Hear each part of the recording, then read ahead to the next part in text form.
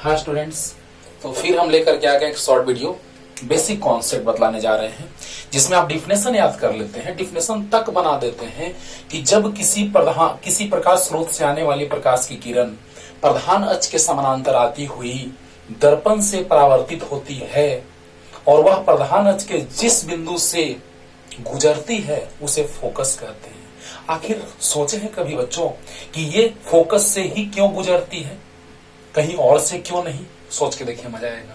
यानी आज हम बतलाने जा रहे हैं कि प्रधान अक्ष के समानांतर चलती प्रकाश की किरण फोकस से ही क्यों गुजरती है। आज इस चीज का जिक्र करने जा रहे हैं। ओके, तो ध्यान से सुनिए, शॉर्ट में बेसिक कॉन्सेप्ट 100% क्लियर होने जा रहा है। देखा जाए, सबसे पहले परावर्तन का नियम। जब हम परावर्तन पढ़ने जा रहे हैं तो प्रकाश के परावर्तन का नियम तो जानना बहुत जरूरी है।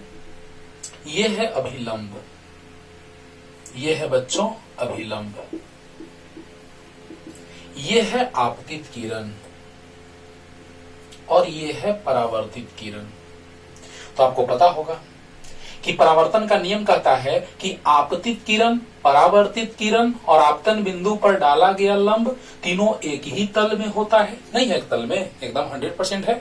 आपतित किरण, परावर्तित किरण और आपतन बिंदु, जिस बिंदु पर प्रकाश की किरण आती है टकरा के लौटती है, वही बिंदु आपतन बिंदु है जिस बिंदु पर प्रकाश की किरण परावर्तक सतह से टकराती है। ये सब कुछ आपको याद है। ये आपतित किरण, परावर्तित किरण और आपतन बिंदु पर डाला गया लंब तीनों एक ही तल में होता है और आपतन कोण परावर्तन कोण के बराबर होता है।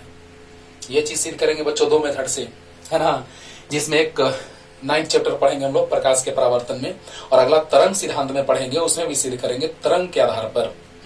तो I बराबर R कैसे, वो तो हम लोग जानेंगे ही, लेकिन अभी प्रकाश के परावर्तन का नियम क्या कहता है इसको प्रूफ करेंगे, एक सेपरेट इसका लेक्चर अपलोड करेंगे। ओके, तो देखा जाए बच्चों, आपतित किरण, परावर्तित किरण और आपतन बिंदु पर डाला गया लंब तीनों एक ही तल में होता है और आपतन कोण परावर्तन कोण के बराबर होता है। इस बात को तो याद रखे होंगे आप, अच्छे से याद होगा। आपतित किरण, परावर्तित किरण, आपतन बिंदु पर डाला गया लंब तीनों एक ही तल में होता है और आपतन कोण परावर्तन कोण के बराबर होता है। याद है ना? बस इसी का यूज करेंगे बच्चों। जल्दी से जल्दी लिख लीजिए, ये तो पता है आपको। अब देखा जाए फोकस से ही क्यों गुजरती है, आइए देखते हैं। ये है अवतल दर्पण,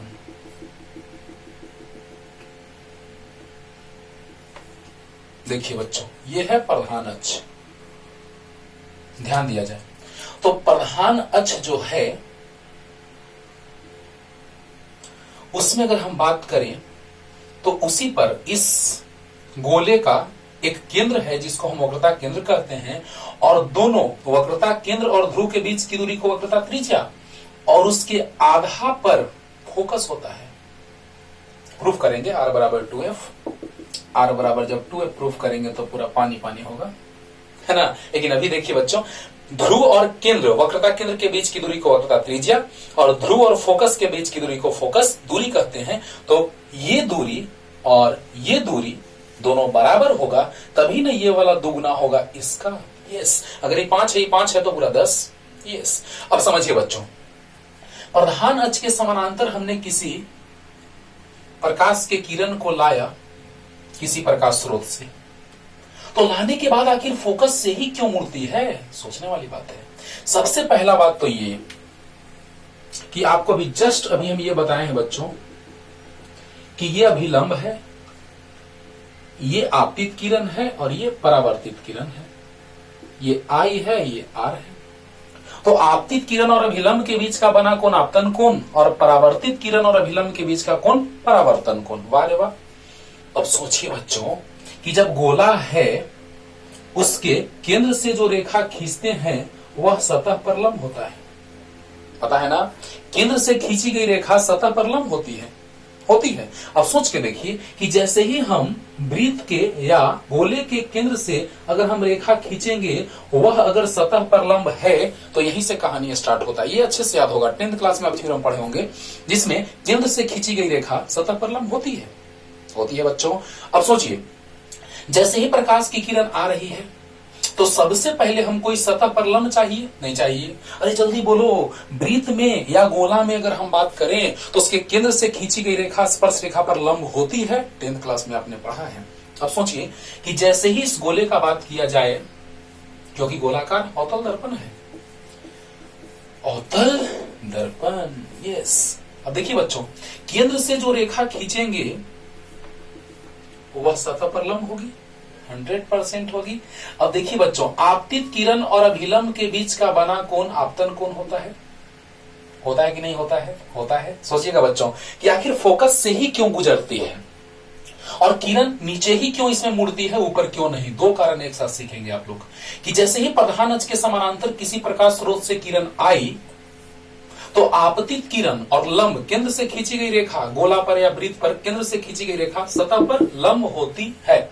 तो आपतित किरण और अभिलंब के बीच का बना कोण, आपतित किरण और अभिलंब के बीच का बना कोण आपतन कोण, और परावर्तित किरण और अभिलंब के बीच का बना कोण परावर्तन कोण। अब सोचिए, हम पहले गलती करने जा रहे हैं। चलिए जल्दी से, ये तो लिख लिए होंगे, ये भी हो गया होगा, उसको रहने देते हैं अभी, अवतल दर्पण।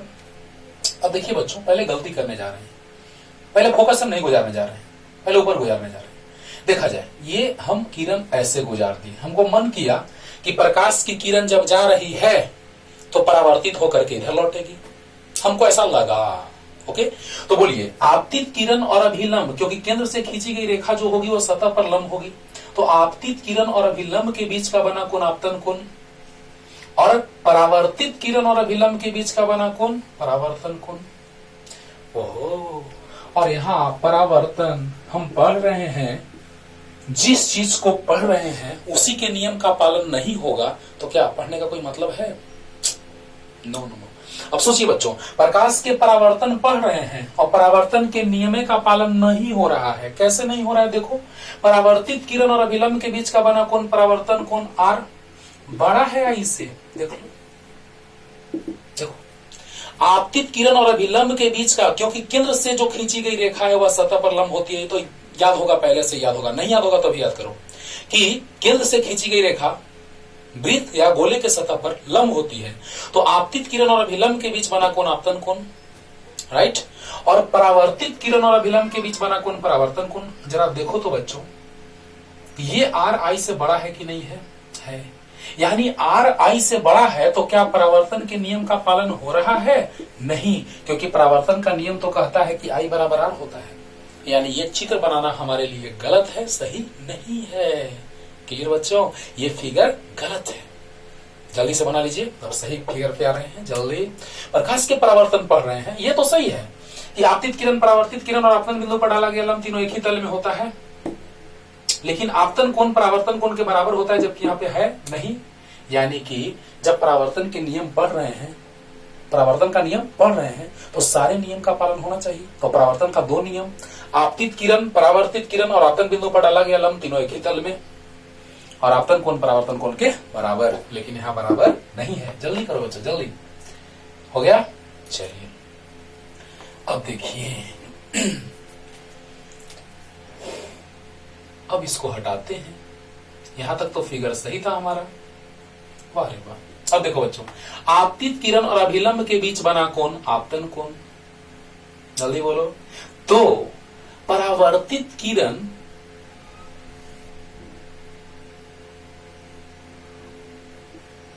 और अभिलंब के बीच बना कोण परावर्तन कोण।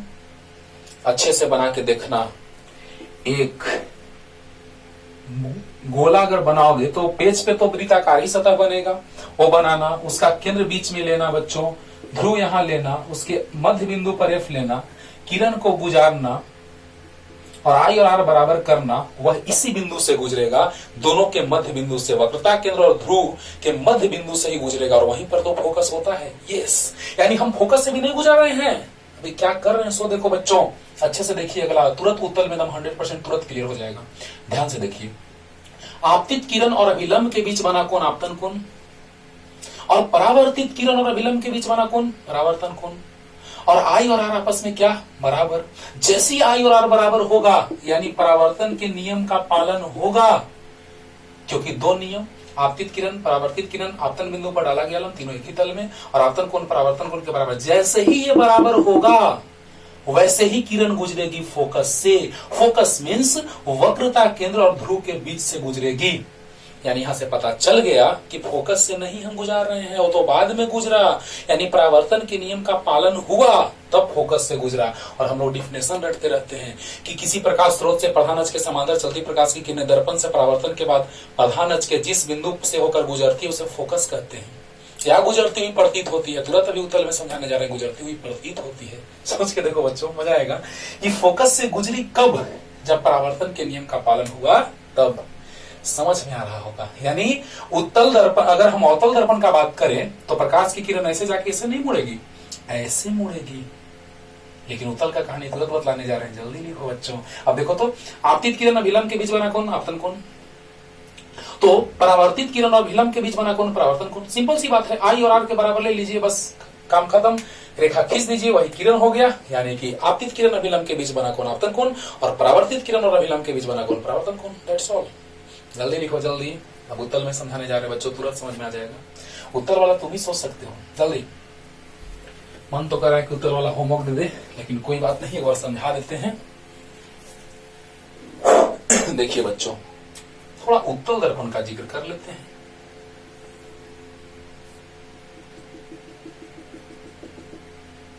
देखिए बच्चों, इस गोले का केंद्र तो यहां होगा, ध्रुव यहां है, एफ यहां होगा।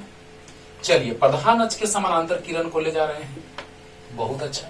सबसे पहले हम लोग उस बिंदु पर क्या करते हैं, तो लंब डालते हैं।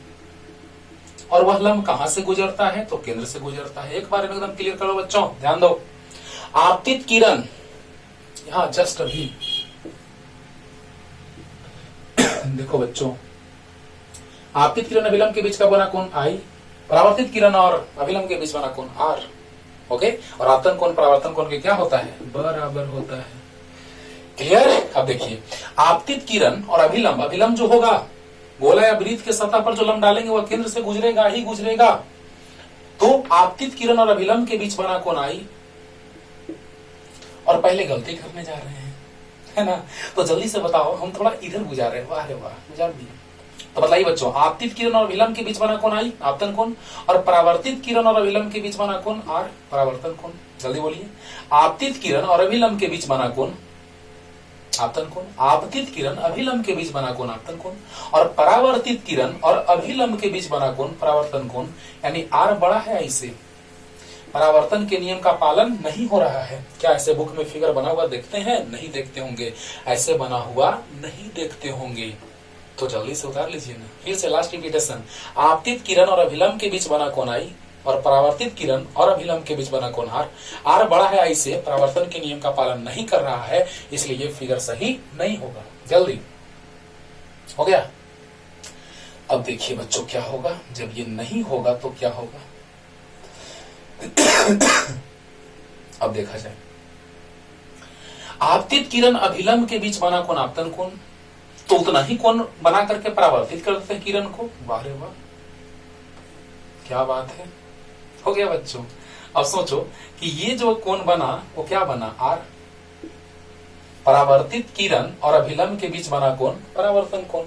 अब जैसे ही इस किरण को पीछे बढ़ाइएगा, वह फोकस से गुजरेगा, यानी गुजरता हुआ प्रतीत होगा। वास्तव में इधर जा रही है किरण, इधर कभी नहीं आएगी, लेकिन पीछे बढ़ाएंगे तो गुजरती हुई प्रतीत होगी। वही तो डिफिनेशन था कि प्रधान अक्ष के समांतर चलती प्रकाश की किरण दर्पण से परावर्तन के बाद प्रधान अक्ष के जिस बिंदु पर कटती है या कटती हुई प्रतीत होती है उसे फोकस कहते हैं।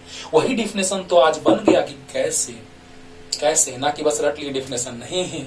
और सोचो बच्चों, आपतित किरण और अभिलंब के बीच बना कोण आपतन कोण, परावर्तित किरण और अभिलंब के बीच बना कोण परावर्तन कोण। और जैसे इस किरण को हमने पीछे बढ़ाया, फोकस से गुजरा, तो फोकस ऐसे नहीं गुजरती है, परावर्तन के नियम का पालन करती है। आई बराबर आर होता है, इसलिए फोकस से गुजरती हुई प्रतीत होती है बच्चों।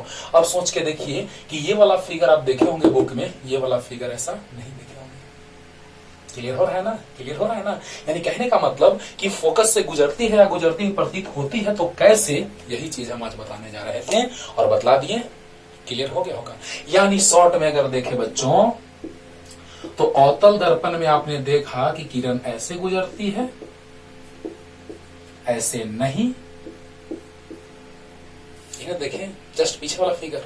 और उत्तल में प्रकाश की किरण ऐसे गुजरती है तब ना फोकस से जाती हुई प्रतीत होती है, ऐसे नहीं, ऐसे। ये सही, ये सही। देखो बच्चों, तो सर क्यों, आखिर दिमाग में ये खटकता होगा। 10th क्लास के बच्चों को तो बहुत खटकता है, ये बहुत बार क्वेश्चन एराइज होता होगा बच्चों को कि सर ऐसा ही क्यों।